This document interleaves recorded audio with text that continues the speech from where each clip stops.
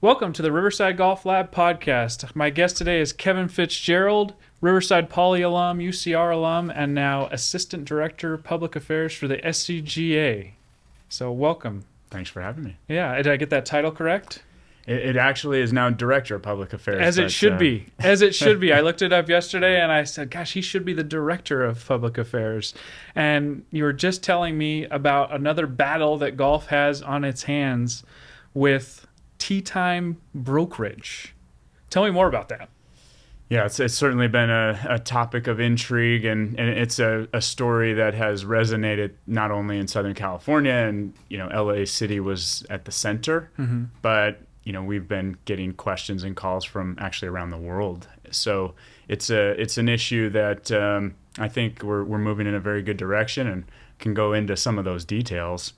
Basically a few months ago, I don't know if anyone has, tried to get a tee time at a municipal golf course in Los Angeles, but I'm sure at some point, whether you're an LA City resident or, somewhere nearby, you've probably tried and realized that a couple of months ago, you'd log in 9 days in advance, try to get a tee time, and the tee times are gone in 20 seconds, just gone. Wow. And so it was very difficult for golfers to understand, why it was, one, so difficult to get a tee time. Two, were there issues with the reservation system? Lots Are of there factors issues it with could be. bots? Is there something has to be going on? And, according to the National Golf Foundation, LA is the worst supplied golf market. So more golfers chasing fewer golf holes there anywhere else in the country. So the demand is really high. Also, LA City system and the LA County system, and in this particular case, the issue that blew up had to do with an LA City golf course.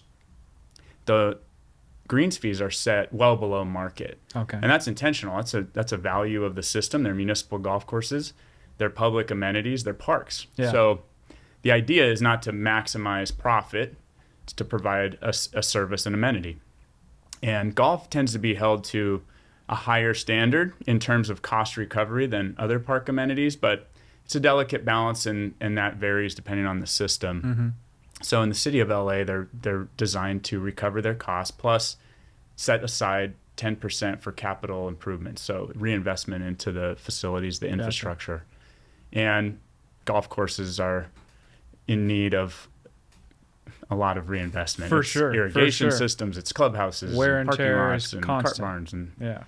absolutely. So the system works very well, and as any golfer knows, we've moved into an era of looking at your phone, looking at your computer to book a tee time.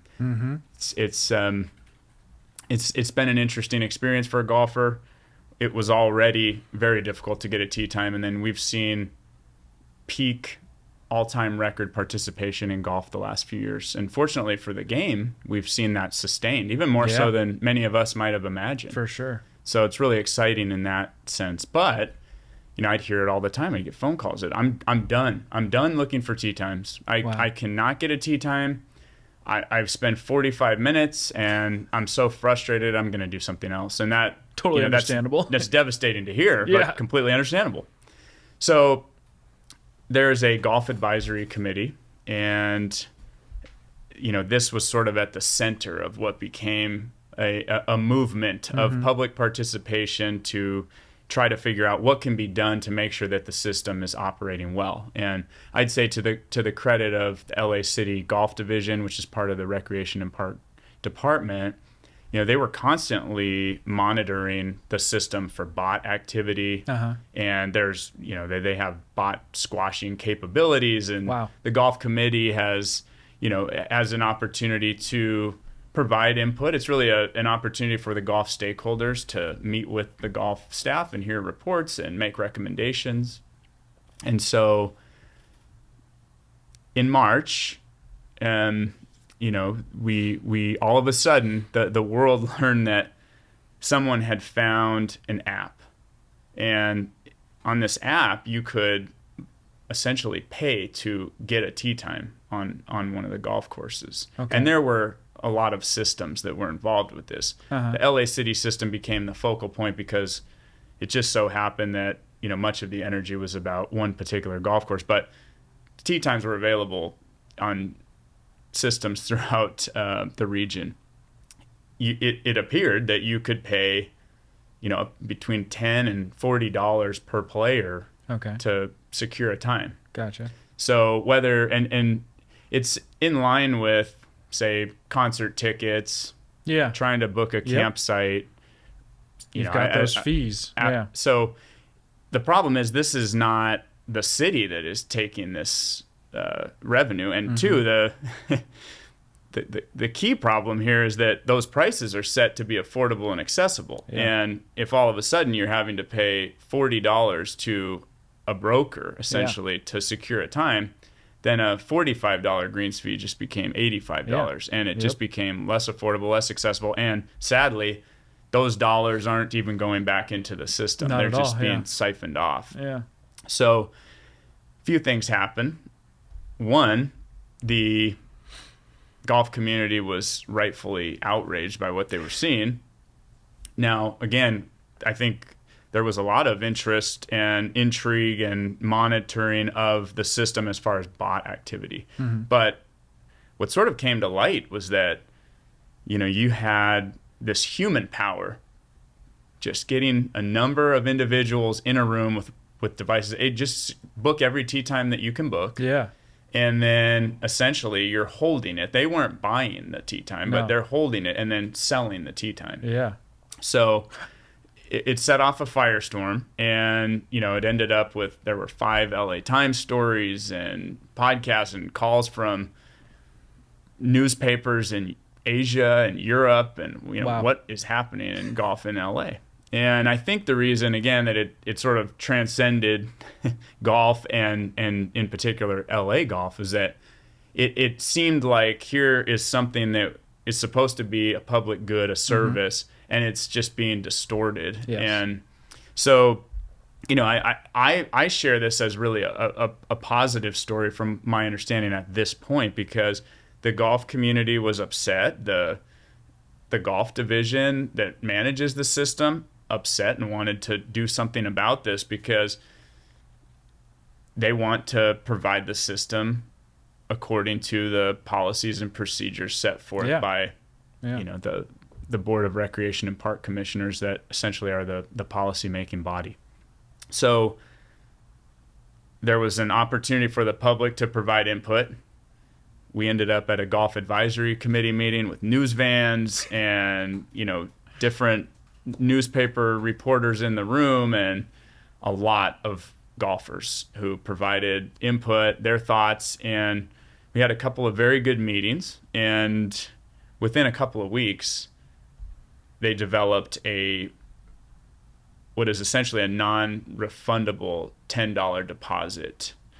So what they were able to find was that times were being canceled in the middle of the night at 2:48 a.m. And within a couple of seconds, they were being rebooked, which isn't really possible unless somebody is organizing sitting that. Right there. So, and there were a lot of cancellations at strange times and quick rebooks. So the $10 deposit is a pilot program, and they're continuing to monitor the progress. It went from, and it just incredible frustration, I would say, on behalf of the golfers, because now if you book a time, you know, you're in for $40. A lot of the input from the golf community was that we don't want the answer to just be move to market rates. The whole purpose here is for the system to be affordable and accessible. And some of the golf courses are a third of market rate. So that would really lead to a very different system, and one that doesn't align with the park's mission. For sure. So this deposit ended up getting great support, because if you book the time, you're not going right to an additional fee or even a service fee. It's going to roll into your greens fee. The challenge is that, you know, and I think this is part of it, is that it's been so difficult to book a time that, you know, you'd get golfers who would try to get together and book times and figure out which one they're going to use. So it's probably opened up the tee sheet somewhat based on the fact that when you book a time, you mean it. Yeah. Because it's an investment now. Yes, yeah. And then also, it's a little bit more difficult to know a few days out if you're going to have 4 or you're going to have 3. Gotcha. So, yeah. It's undoubtedly a burden. Mm-hmm. However, after a couple weeks of frustration, and this was always going to be a pilot program where the success would be monitored, the efficiency would be reevaluated month by month.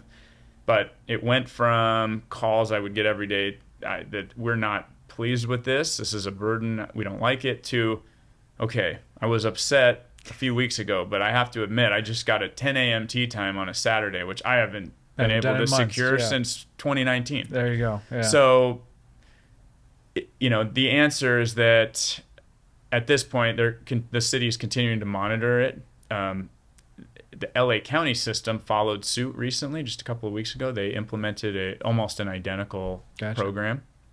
And it seems like, at this point, the tee sheets have become more available, and it has been, fulfilling the objective. However, going to continue to monitor it. They're already talking about some tweaks to bring down the $10 deposit, perhaps at a 9-hole golf course, have some flexibility where, maybe it's only a $5 deposit. But, if anyone in the audience has tried to book a time, it really was incredible. Yeah. You'd log in at 6 o'clock, and by 6:20, full. Every time is gone for that Saturday, 9 days out, to 5:30, 6 o'clock. Not 2 p.m. I mean, the whole day is just gone. Wow. And, and I was able to secure times by looking before the 24-hour cancellation period. And you sometimes get lucky and secure a time, and that was one way to do it. But I think at the end of the day, the story that has been missed, in my view, about the whole situation is that the demand for tee times is just that high. Yeah. So, we've heard that they're at 50, 60,000 tee time requests per week. Well, there's 7 18-hole golf courses in the LA city system. Yeah. And 3 9-hole courses. That's a lot of searches for very few tee times. And then also I think we've seen the experience enhanced since the pandemic, because as a way to help get golf courses open and available in a healthy way, there were protocols set up that ensured that you would have wider tee time intervals. Yeah. Now, which is great for pace of play too. Absolutely. I mean, I would say the average round on a Saturday afternoon, it's come down an hour. That's incredible. And by having 10-minute tee intervals. Yeah. So the experience has been enhanced, which I think in part is what has helped retain the interest. Yeah. It's not a 3-hour round anymore. It's a great experience. And then at the same time, that does mean that there are less tee times in that, say, 6 a.m. to 10 a.m. range. But it is leading to more interest in playing at 2, 3 o'clock. Yeah. Because you can play at 2 o'clock and finish. Yeah. So, I think overall it's been an interesting evolution to see how the tee sheets get managed. But at the end of the day, the story I want to make sure that we're sharing is that we have record demand for access to these facilities. And that's great news for golf. It's been really interesting to see that first golf was able to reopen before most other recreational amenities, but we've really sustained that participation for the most part, which is really awesome. Exciting. Yeah, it's very cool to watch. And it sounds to me, I don't know much about it other than what I searched online yesterday and what you've told me now, but it seems like another victory for you guys at the SCGA. It seems like a adversity handled. There's not much you could have done to prevent something like that, but it seems like it was handled pretty well. We don't manage the system. We participate in these public forums. So I give all the credit to one. There was a social media influencer that broke the story, and it it took over the golf ecosystem for a time, and it led to an incredible amount of discourse about the golf reservation systems and what are these golf courses for, and how are they serving the community. And it then led to a lot of input and action taken. Golf division did a great job taking all of the input and coming up with a pilot program.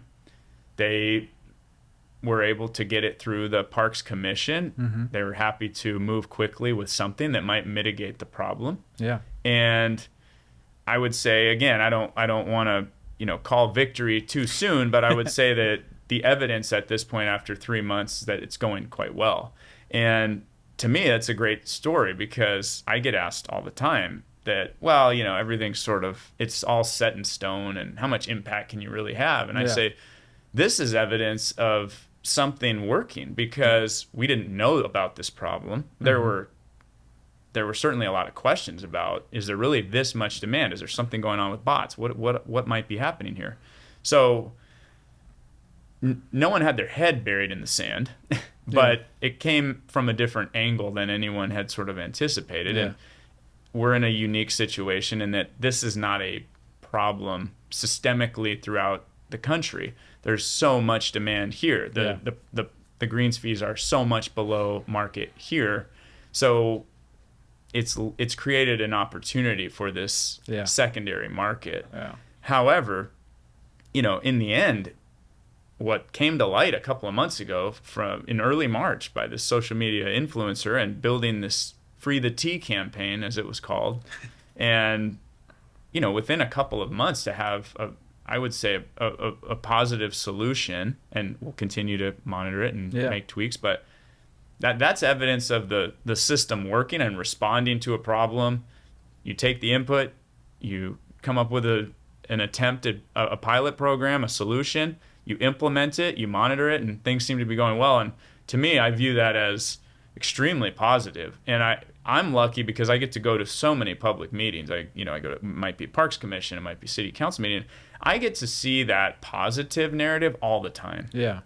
And for the most part, I go to meetings and I see people who care about the community, and if it's a parks meeting, and there are different interests and trying to figure out how to balance different priorities, but I feel like by and large, most who are there for the right reasons. They want to have a great park system. If it's a golf advisory committee, might have different ideas about how to deliver the system, but by and large, everyone is there because they want the system to be available. They want golf to be available, and they want the park system to do well.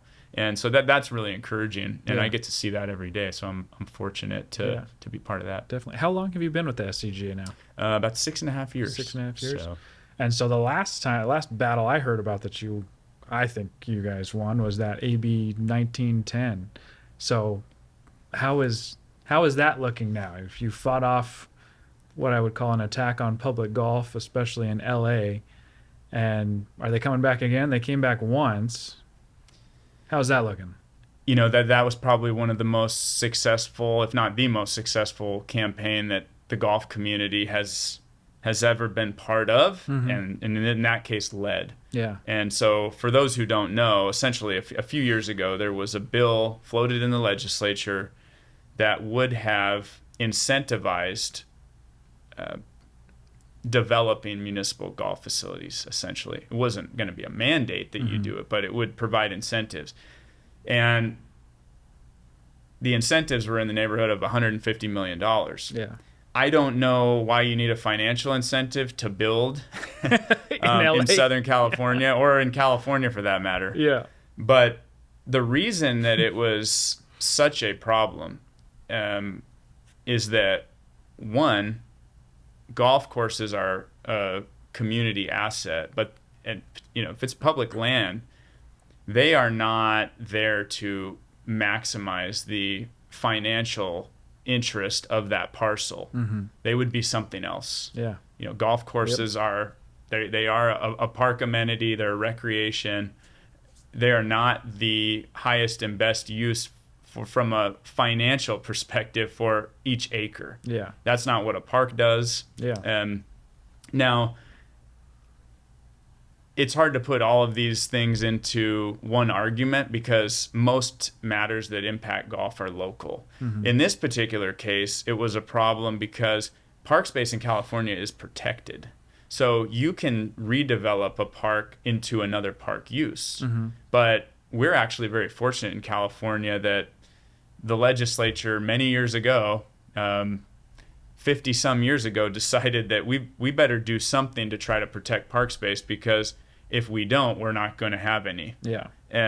So this would have been the first time that Park Preservation Act would be eroded in any way, shape, or form, Mm-hmm. and would have allowed you to develop park space. Yeah. And so we did get some support from others in the recreational community who maybe they're interested in expanding more facilities for whatever their interest might be, but also recognize that this is the slipperiest of slopes, because once you start taking away some park space, then what is to prevent that from going beyond golf? And it was a huge campaign because the bill continued to get amended in a way that made it, a little bit less scary for golf, but much more likely to pass. And it would have devastated the golf landscape. For sure. Municipal golf courses account for about 23% of our golf courses, but they also account for a much higher percentage of overall play. Yes. Yeah. So, and they're disproportionately the home of our junior development programs and high school golf and all the rest of it. So, it was a sustained campaign, and we try to avoid crying wolf with what we do. So essentially, in the public affairs department, it's part legislation, it's part regulation, it's part public relations, and in large part, it's community organizing. Yeah. If there is a golf facility that is in jeopardy of being repurposed, we go quickly to the golfers on the ground and suggest that we work together to just get involved. We want to make sure that when decisions are made, that golf's voice is in the room, at the table. And I don't love this phrase, but I'll say it because I think it strikes a chord, and many of you have probably heard it, but if you're not at the table, you might be on the menu. So you need to be sitting around the table. You need to be providing your input, because no one else is going to tell your story. Yeah. And when we go to some of these public meetings to advocate for the golf facilities, the parks programs, we are able to really just set the record straight. Yeah. 10% of the population, give or take, plays golf. 90% do not. So there's a lot of there are a lot of non-golfers out there, and these decisions are going to be made about the facility in your backyard. At the same time, the 10% who play, that is a huge number when it comes to any other recreational amenity. So we're fortunate in that sense.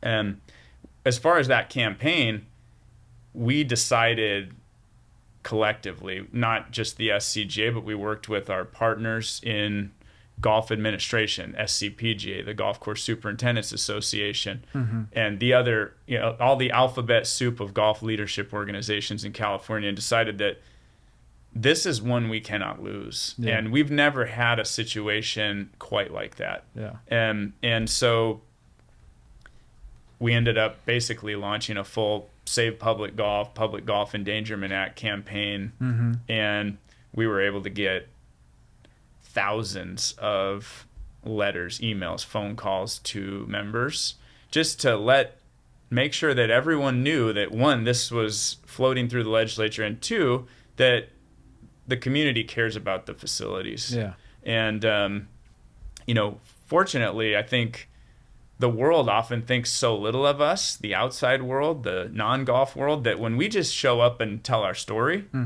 we always move up in their estimation. Well, it just seems like a lot of attacks on golf are from people that just don't know much about golf and what it does.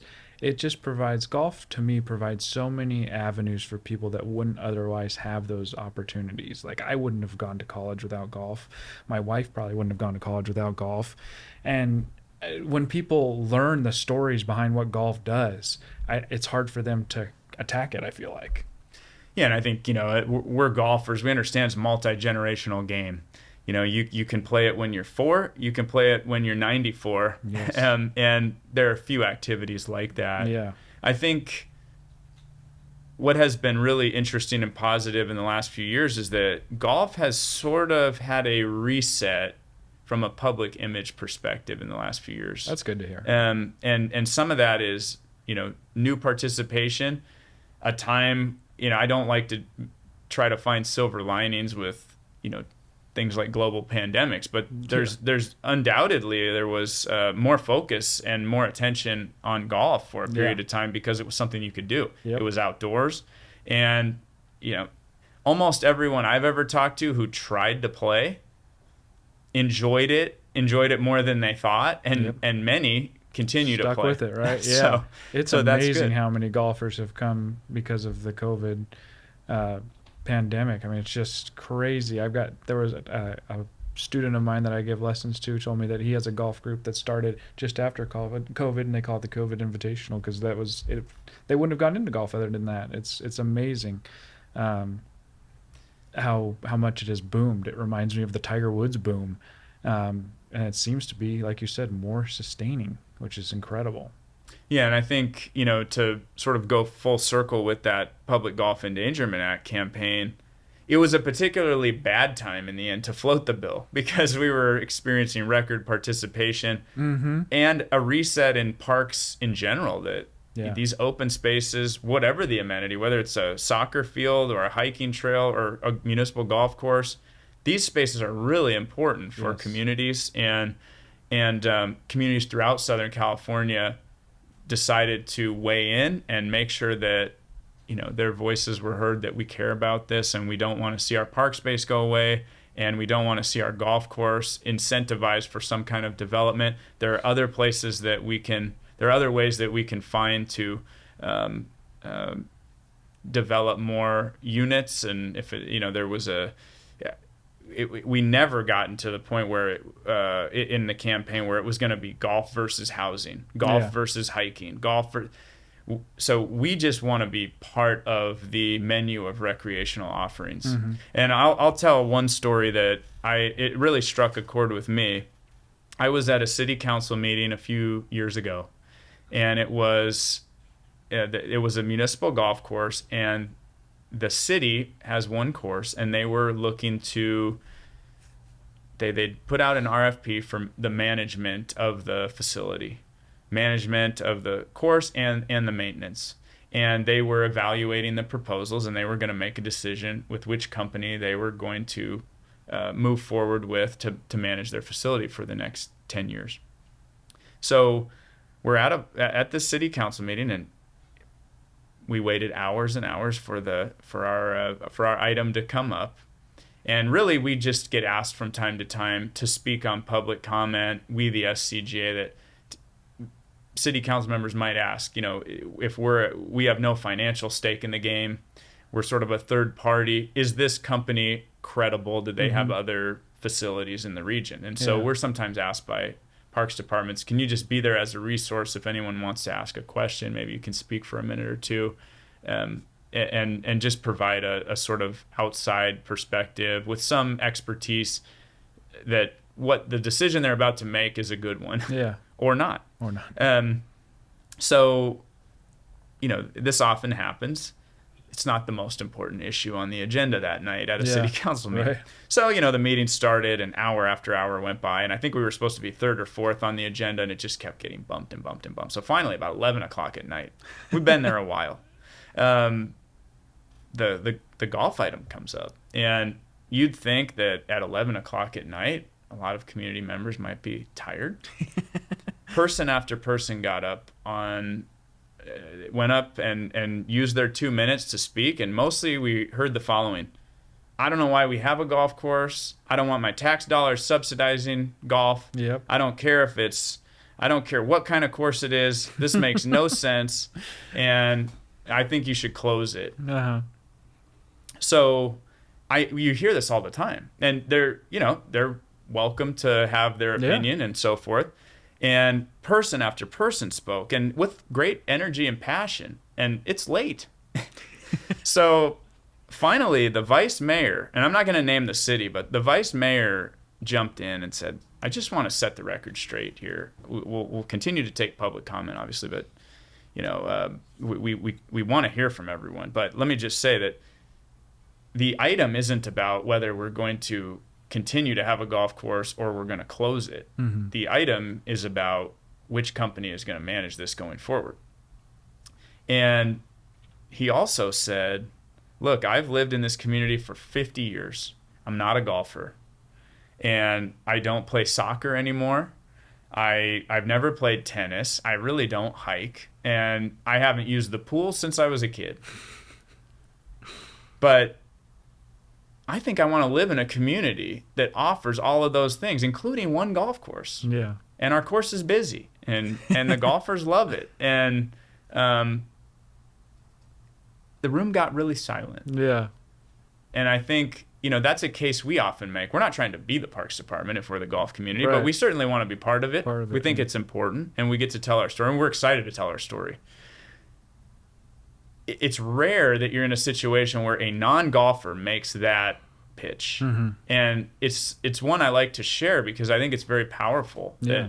That does sound like a community. I don't use our pools here. Mm-hmm. I don't use most of the amenities that we have, but absolutely I support someone else does, yeah. those facilities. And so it resonates, and I think when you look at it from a wider perspective, we get asked also, golf sticks out like a sore thumb because if you have a golf course, the whole golf amenity might be on one parcel. Mm-hmm. So we get asked this question, well, how can you justify that, 25% of the park is golf? Yeah.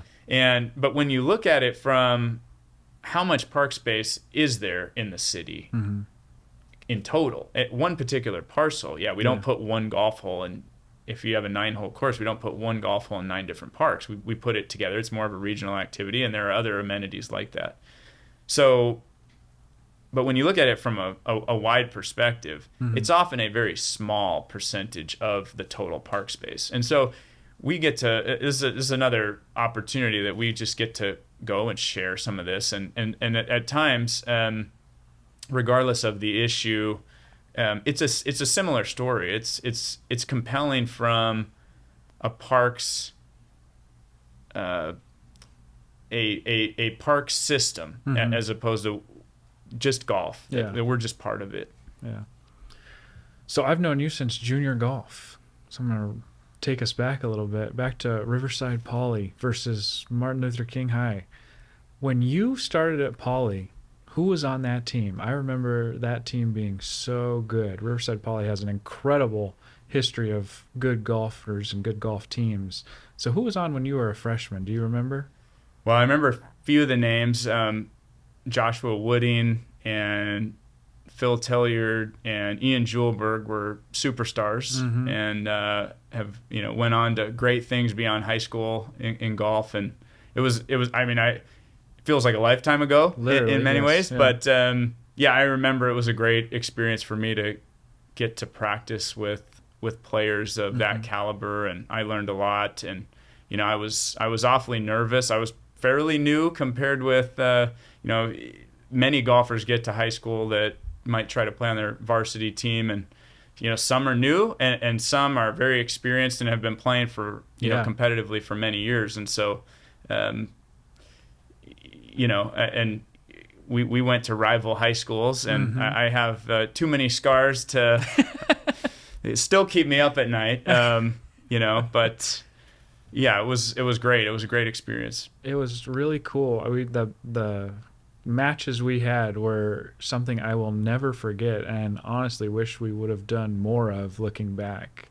And then when you were a senior and a leader on that team, what did that team look like? I remember a couple names, but well, I just played Diamond Bar Golf Course. Okay. Last week. Recently redesigned and reopened. It's beautiful facility. They did a wonderful job with the redesign, and it's an LA County golf course, and It's different from the course. I had flashbacks that day because, our last team round was there. Yeah. And I'm sure you remember that the top 2 teams continued on in the state tournament, and your team... It wasn't our last round. Your team went on in the top 2, and we finished 3rd. For the 3rd consecutive year, we were left out.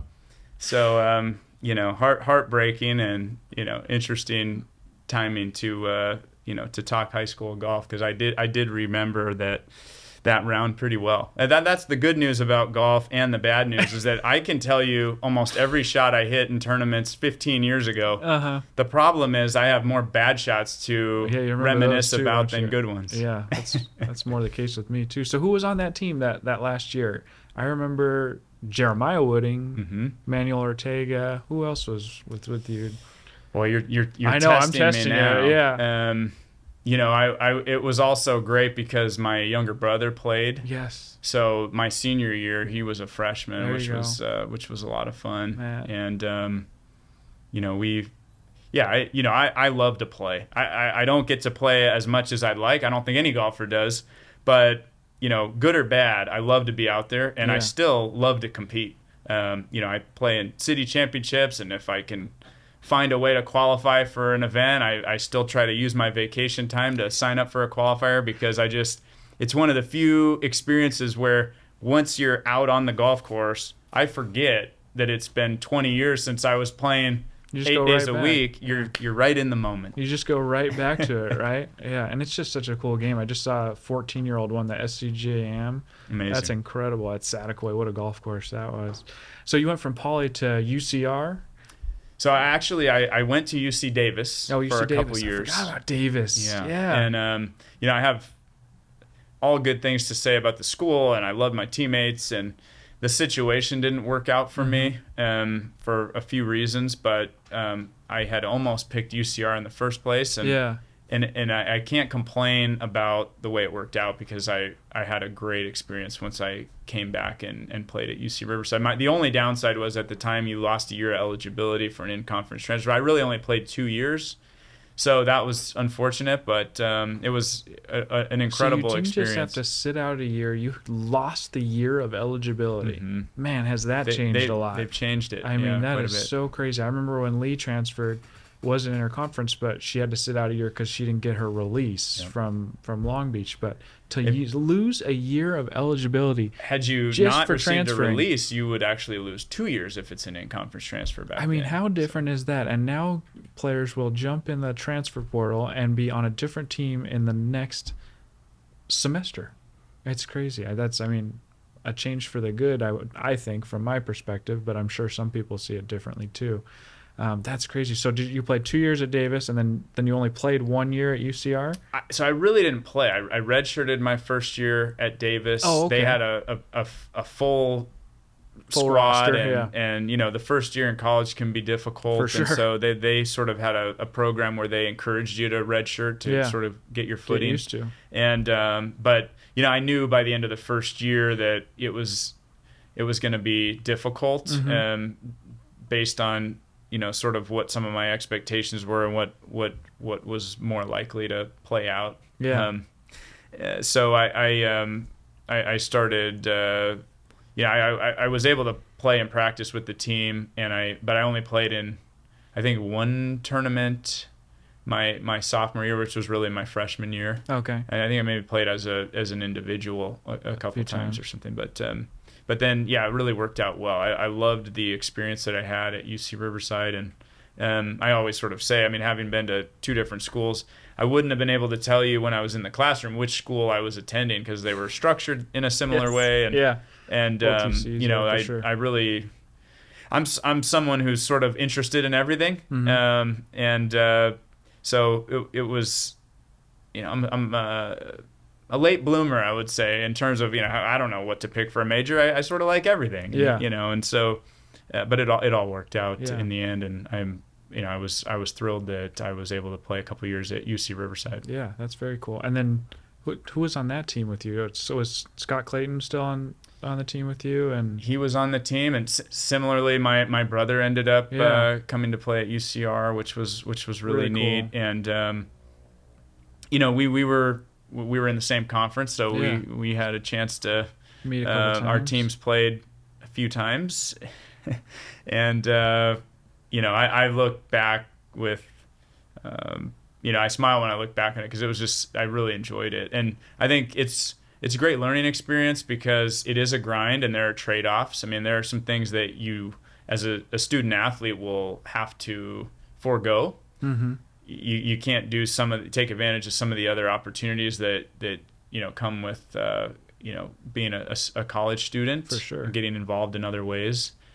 But if you love to play and you love to compete, and for me, I always thought there would be a chance I would be around golf for the rest of my life. I knew I would play, but I also thought there was a chance that I would work in and around it. And I've done everything from cart barn, starting, golf shop. I've been in customer service at a manufacturer. I've been in sales. I really ended up with a dream job now where it really aligns all of my interests. I love the game. I love being an advocate for it.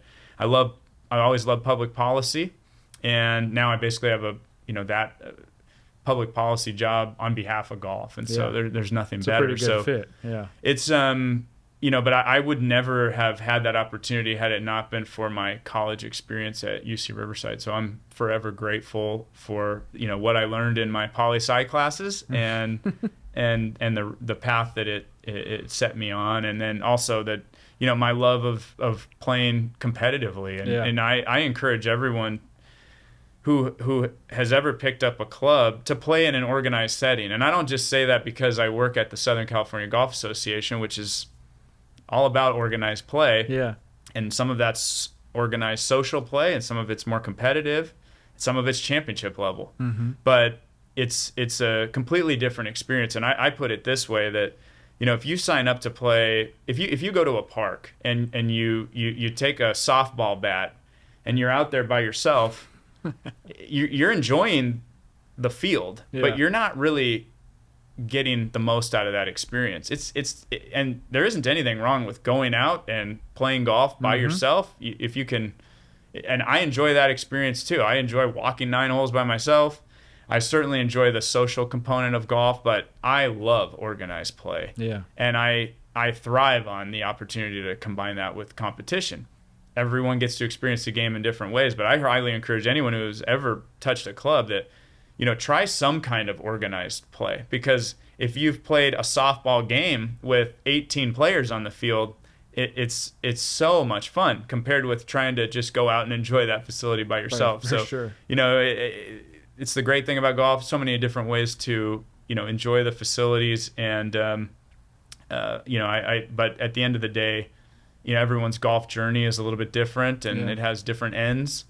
But having tried a little bit of everything, I've thoroughly enjoyed every minute of it. Yeah. I get asked, well, what's your favorite golf course, or what's your favorite tournament? And I always say the next round I play, that's my favorite round I will have ever played, because I'm just that excited to get back out there. Yeah. Well, it sounds like they keep you busy enough that I wish there were a few less fires to fight for the game, but we're happy to try to take fight it those. on. Yeah, for sure.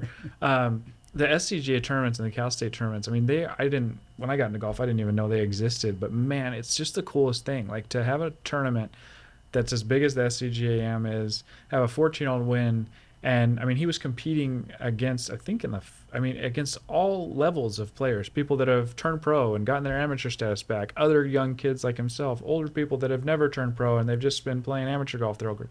It's an amazing, amazing event, and lots of events like that just, it's unparalleled in any sport. You can't just and if you've won the Southern California Amateur, you're in good company. Yeah. So many who have won the championship have gone on to have successful playing careers. And the women's SCGA and the SCGA this week were at the same facility. I saw that. And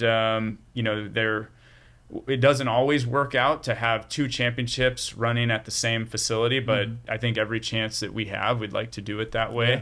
There are so many benefits. It's really a neat environment, and Andrea Lee and Lilia Vu and have certainly gone on the women's side to have successful careers as well. So. Yeah, definitely, without a doubt. So UCR, going back to UCR and golf, did you ever think about giving it a go professionally, or? How did you make that decision? I love to play. I played too many rounds with you. I think I loved watching you play, and I always I don't ever think that I had imagined being good enough to play on the tour, but I had just enough success along the way that it sort of kept me in it for a time, and I did sort of take a run at it, but as much as anything, it was to see where how good can I get, and whatever that means, I'll be happy that I tried to figure that out. Yeah, and so I did play as many tournaments as I could for a time, and I enjoyed the whole process, but we were fortunate to play a lot of rounds of golf, and you were able to get some great games together, and I think about the end of my road, I think we played with Brett Lederer, and if I recall, we played 36 holes one day, and you guys, I think you shot about 64, 65, and I think I was able to shoot something under par, but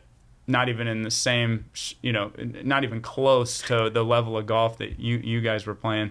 And Brett was in the same level, somewhere around 10 under par for 2 rounds, if I remember. So, and I just thought, this is different. Yeah, well, I should have been smarter like you and just stayed the AM route too, I think. But I do love teaching, so yeah, it's kind of weird how you can't teach and keep your AM status. It's so different. I know so many teachers that are not players.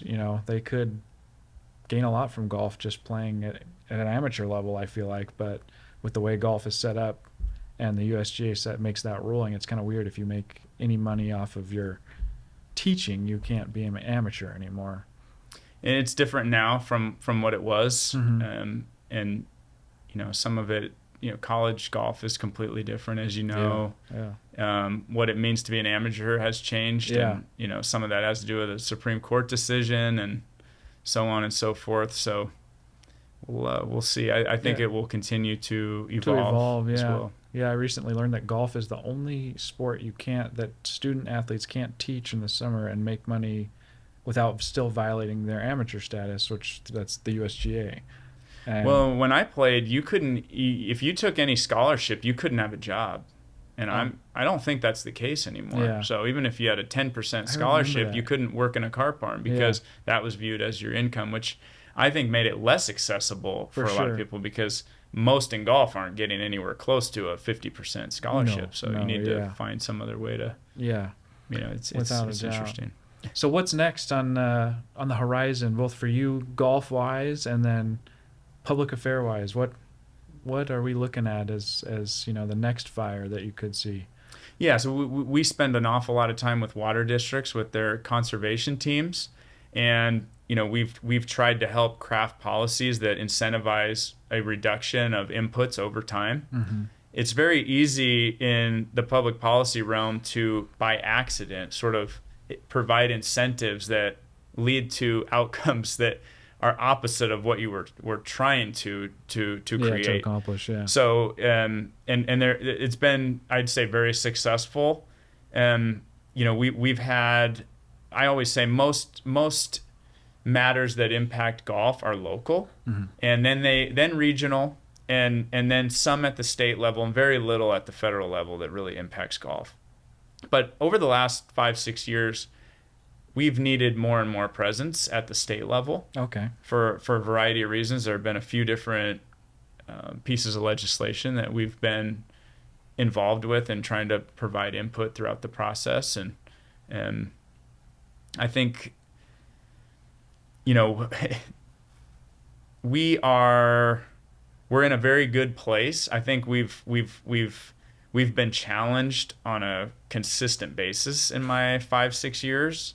And I'd say we've come out doing very well as an industry.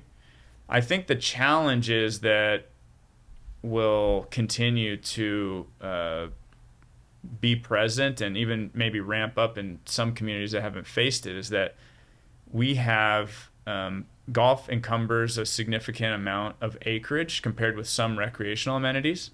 So we need to continue to participate wherever decisions are made. We need to. We just recently we were involved with the Sepulveda Basin Vision Plan, and it's a 2,000 acre park parcel, city of Los Angeles, and it happens to host 3 of the city's 7 18-hole golf courses in that park. Yeah. And a couple years ago, when the idea of creating a new vision plan, and it's really a river restoration plan, there are a lot of concepts about revitalizing the LA River, and that includes some taking out the concrete channel, try to allow for more water to percolate into the groundwater. More of that space could potentially be used for recreation. So this is one small piece of that. And the golf community was challenged because when the concept began, a survey went out. Should we get rid of 9, 18, or 27 holes? Now, we just talked about how you can't get a tee time in LA at this time. So, but to the outside world, golf is underutilized, or it could be, we could find a different use for that space. So I'm happy to report that after a very long process, we went to a lot of meetings, and we had the ability to go through and set the record straight with some of the things that we've talked about. We get to tell our story, essentially. And we were happy to support the final plan. And that's we, the SCGA, we, the clubs that call the golf courses in the Sepulveda Basin home, we, the Golf Advisory Committee in the city of LA, very supportive of the final plan. And the plan, I think, struck a delicate balance because all we cared about was keeping 54 holes. Could not lose a golf hole. If we lose a hole, we're never getting it back. Yeah, that's our mindset everywhere. And so in this particular case, there will be a slight reduction of some of the golf course acreage in general, but the footprint was the courses were built in a way that you wouldn't build golf courses today. There was endless space at the time. So golf adjacent areas are going to be changed, but 54 holes will remain. And now I think what that really does is that golf is already a very significant part of the city's park system. It's a very significant part of that particular parcel, the 2,000 acres. And this sets up those golf courses very well for the next 30 years because they're in the plan. It went through a full stakeholder process, and everyone has endorsed the plan. On this final plan has support from the key stakeholders, and the electeds that will have to sanction this have a document that has been very well vetted. And what the plan says in the end is that we need these golf holes. And so, that's it can sound easy, but it's very labor intensive because you need to participate throughout. Yeah. And the same thing is going on in Mission Bay in San Diego. Similar concept with an overall view of Mission Bay and all the amenities there. There's a golf course that's one of the busiest in the country, and it's an executive golf course, and it certainly looked as though the golf course was going to be scaled back pretty significantly, and we've been involved. And so we wherever decisions are being made and wherever golf courses might be in some kind of jeopardy, we just want to make sure that we've done everything we could to be present in those conversations. And I think the success rate has been much higher than I probably would have expected. But if you show up and you tell your story, and I happen to believe we have a great story to tell, it resonates. And I think, we talked a little bit about the Public Golf Endangerment Act, which was a statewide campaign, but it's a similar concept. We don't want to tap our golfers consistently on things that, are less significant in their backyard. We want to go to them when it's very serious. Yeah. So if you're hearing from us, and we think we could really use golfers' input now, then it's time to show up. It would be great if we could get that participation, and by and large we really have. Yeah. Golfers are passionate, they care about the facilities, and I say it all the time, whether it's the Sepulveda Basin Vision Plan or Mission Bay. I mean, some of these changes are going to happen after my playing days are gone. Yeah, right, exactly. So what we're trying to do now, we're talking about benefits 30, 40, 50 years down the road. Yeah. So that starts today. And so, that I think we had at one point 12 different save campaigns going on at the same time. Wow. So this is constantly ongoing, and I haven't seen all that many golf courses built. Certainly not affordable, accessible, developmental facilities. There are quite a few that are being considered for either being downsized or repurposed completely as we speak. And some, the campaign, has maybe been successful, but it isn't ever over. Yeah. You're always, one day away from another concept that would have an impact on the golf facility. So we try to be everywhere that we can possibly be. We could use more advocates on the ground. So, we have a small team, and we're grateful that our golfers will reach out to us and say, hey, have you heard about this? And most of the time we have, but, if you hear something, we certainly want to know about it, because we want to do everything we can to show up at those meetings and be there and make sure that the golf community is aware as well. For sure. We work closely with parks departments. We work closely with water districts. There have been a few pieces of legislation at the state level that we've been involved with. And, the biggest one at the moment that will be interesting for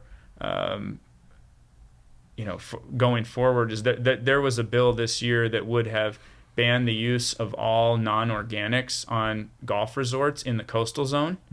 So, that would have been detrimental to some facilities, and, the golf courses follow the best management practices. They use integrated pest management. There are constant challenges for the game. Yeah. And so much of this, the golf community isn't going to know about, because we're trying to avoid crying wolf.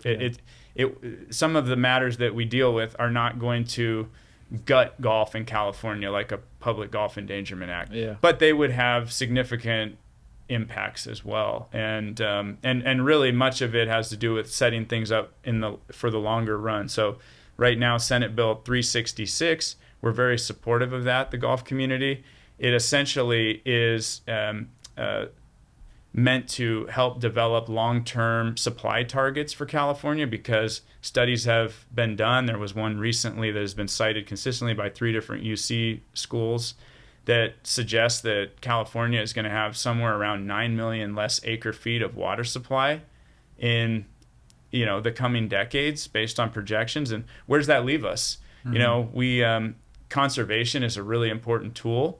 We are far more efficient as a society than we were 10, 20, especially 30, 40 years ago. LA is using less water now with twice the population. I don't want to get the numbers exactly wrong, but it's somewhere in that neighborhood as 40 years ago. Wow. Using less total water, twice as much population. It's somewhere in that neighborhood. So we've become very efficient as a civilization. Yeah. At the same time, we're constantly being challenged with the projections are that if it's going to get drier and warmer, what does that mean for golf? No water, no golf. Yeah. And so there are so many things going on.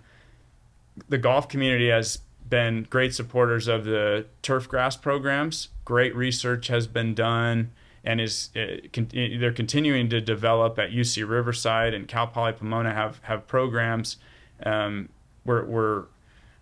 We are seeing projects at golf courses that have dramatically reduced water use. We have golf courses that are either a huge percentage are on some kind of non-potable water, and every course that doesn't have it wants it. Yeah. So there are a lot of opportunities that I think we're continuing to move in a better and better direction as far as making sure that the facilities are set up well for future challenges. You said something interesting. You said we're not going to, if we lose a golf hole, we're not going to get that golf hole back. And that makes me think of the golf courses we've lost around here just in my golfing lifetime. Riverside Golf Club, Paradise Knolls, Quail Ranch, El Ravino, San Bernardino, Rancho Verde, Rancho Verde, Empire Lakes, Quail Ranch. Kalamazoo, Quail Ranch, the Retreat Champions Club. I don't think Villano's there either. And I know a lot of those aren't public, aren't publicly owned or city owned or anything like that. But especially during a golf boom like this, how do we keep that from happening? Is there any chance of a golf course coming back? I know there's a north side plan over by Riverside Golf Club where it used to be. I don't think golf is anywhere in that plan, unfortunately. But like, could a golf course come back, especially during this boom? It can happen, and I say that after a couple of recent reopenings, which I say reopenings because the golf courses were downsized from 18-hole courses, but they looked like they were going to disappear completely. Mm-hmm. And Azusa just reopened a 9-hole golf course, and Montebello just reopened a 9-hole golf course, and they have a par 3 course as well. Those courses look like they might go away forever. Mm-hmm. And so part of this public perception shift and part of the increase in participation, we also met someone at another city that I won't mention the name of the city, who suggested that we've never had a golf course in our city, but we're seriously considering, could we put in some kind of golf course with some potential park space, put it in our long-term strategic plan, because we have some space and golf is so popular. Yeah. And so I didn't have those conversations 5 years ago. So it can happen. Now, we have some tools to advocate for a facility if it's privately owned. Obviously, the tools are different. If it's public land and it's part of a park system, there are public processes that you can be involved with as advocates for the park space. But I think where we will, we're going to continue to be challenged in the sense that if you own a golf course, and many of the privately owned golf courses are in places where it's very difficult to develop. They're either in a floodplain, they're in a liquefaction zone. There are issues. Yeah. And many of our municipal courses are that way too. They're behind a dam. There's a reason that it's park space. Yeah. And so, in many of the areas, if it's on a landfill, I mean, there are a lot of areas that cannot be developed, and they're going to continue to be some kind of a recreational use is a great way to use the space. Yeah. And I think, from a positivity perspective, the municipal golf courses are set up well because the participation is high, and the facilities by and large are doing well. They're at high utilization rates and so forth. For privately owned land, it's hard to imagine a lot of golf courses being built in our major metropolitan areas. There are, I heard a statistic recently that 6% of California is developed. 6%. Wow. And again, I don't want to be stuck to that number, but it's something close to that. Yeah. So if you drive from here up to San Francisco, you see a lot of that. Yeah. You could believe that number. Absolutely. And so, I think if the population cares about recreational amenities, and that can be privately owned public golf course, it could be a private club, it could be an equity private club. They're recreational use areas. And so there's always going to be a need for that. So that I would say, from a positive perspective, we're not going to see recreational areas go away. There will be a constant, drumbeat to look at repurposing or reevaluating some of the spaces. But, I think we can build some new golf courses in some places. In the city of Los Angeles, I don't think that's ever going to happen. Yeah. In fact, I would bet my life on it. So, there are just places where it's not going to happen. The game needs to be available where people actually live. Yeah. And our cities are where most of the population lives. And so, I'm worried about particularly developmental facilities, which are maybe an amenity that provides such an important purpose for us as golfers, but they can't necessarily break even or bring in revenue in order to recover the cost of providing the service plus capital improvement dollars. Yeah. So, that is going to continue to be a challenge.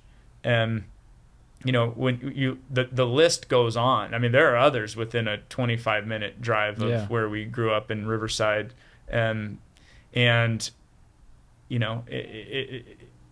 Unfortunately, that's been a common theme, because the value of land has just gone up astronomically. So if you have 150 acres and you can sell it and get it zoned for some kind of commercial or residential development, we've seen some other courses recently that were zoned ag that are now, there's a push to rezone those areas residential or commercial.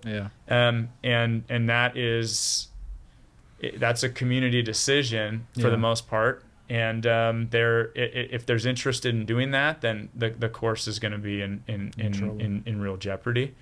And then there are times where a municipality might step in and suggest that some of the municipal courses that we have now, once upon a time, were not municipal, but the community rallied and wanted to make sure that some park space was still available. Yeah. But by and large, we are preserving what we have where people live. You're 100% correct that, my view is we're going to have a lot more battles to keep courses than exciting press releases about building a new 9-hole or 18-hole facility. Yeah. All right. Well, thank you so much for coming on with me. It was great to talk to you, and look forward to hearing about the next battle. Thank you.